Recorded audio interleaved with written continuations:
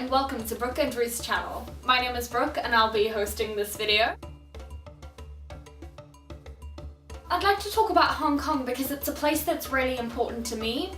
I went on exchange to Hong Kong in 2010 and I spent 5 weeks there. I attended school there and I had a really good time. I met a lot of really great people and I fell in love with the city, and I recently went back there with the whole of my family to show them the city that I really love and that holds a special place in my heart. So what's going on there now really affects me because it's affecting people that I know personally. It's people that I know are out there on the streets protesting. So I just thought I'd make a little video. I can't say that I've seen it on a lot of my Western friends' newsfeed, but I want to shift the attention to this amazing thing that's happening in Hong Kong in these student-led protests. An important place to start is with the history of Hong Kong. So before Hong Kong was a British colony, they were a colonial city, and through that they became quite a wealthy port city. And under British rule they had a fair amount of autonomy. In 1997, the UK agreed to hand over Hong Kong to China. This is the deal that is very, very critical at the moment.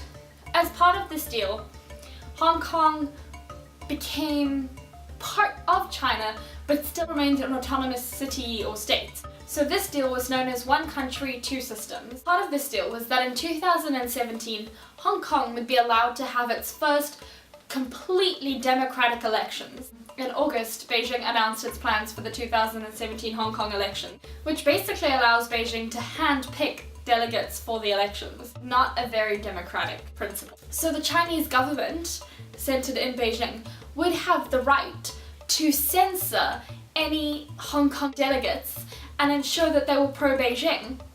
Clearly not an example of democracy. This would mean that effectively China would still be able to control who was the chief executive of Hong Kong, their word for president, their word for kind of the president, prime minister, head of state, although the chief executive is always under the command of China, although relatively free to make his or her own decisions. The student population, the people who are organising this protest, are looking forward to becoming completely independent, and this is not going to happen if China are allowed to influence their elections. On the release of this information by China, a number of students began to boycott classes. On Wednesday, tens of thousands of students entered the streets of Hong Kong in a bid called Occupy Central.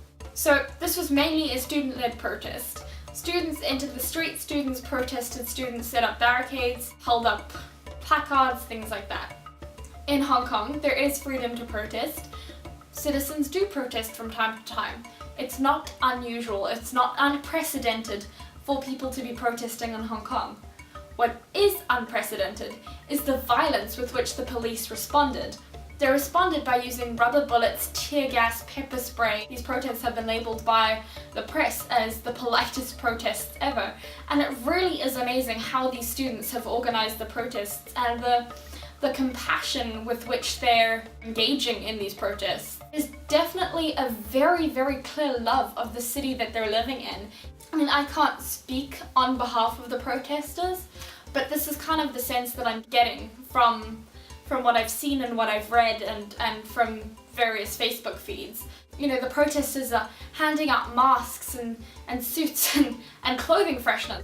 The weather has been very humid and hot, so protesters have been handing out water and cleaning up after themselves, even recycling, doing their homework on the streets. But there's really this need to create as little disruption as possible. There are literally people holding up signs that say, "I am sorry that I have to put up this barricade." Not those words necessarily, but I'm paraphrasing, but that's the general gist. Really amazing to see how protesting can be done and the spirit in which protests can take place. There's this symbol of the umbrella that has been kind of taken up by the protesters and by the press. I suppose it's an umbrella campaign because it started in one place, but it's just reached out and expanded across the city. But it's also the umbrella has become a symbol of their resistance. It's an ordinary household object, but they're using it to shield themselves from tear gas or to shield themselves from the rain when it rained, and to defend themselves against riot police. I think everybody has the right to demand democracy. I think everybody has the right to demand independence. And I think that protesters have the right to be treated with respect when they are acting respectfully. I think that if protesters are being non-violent, then they have a right to expect not a non-violent response. I think that protesters have a right to safety. Can only hope that the voice of the citizens are heard. I mean, in Scotland recently, they held a vote to decide whether or not they should be independent. They voted no, but they had a vote. I've done my research, I've done my reading, but I've also been influenced by what I've seen on Facebook, what I know of the city, but I feel like it's not reaching the mainstream. I could be wrong, I don't have a TV, but it's not all over my internet feed, and I spend a lot of time on social media. I kind of want it to be. That's more what this video is about. Why isn't it all over my social media? Why aren't people talking about this? We should talk about what it means to protest. What rights do the protesters have? What responsibilities do protesters have?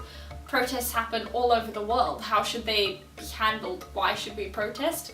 Why shouldn't we protest? Should there be restrictions on protests? Should there be more freedom to protest? Talk to me, share your thoughts with me.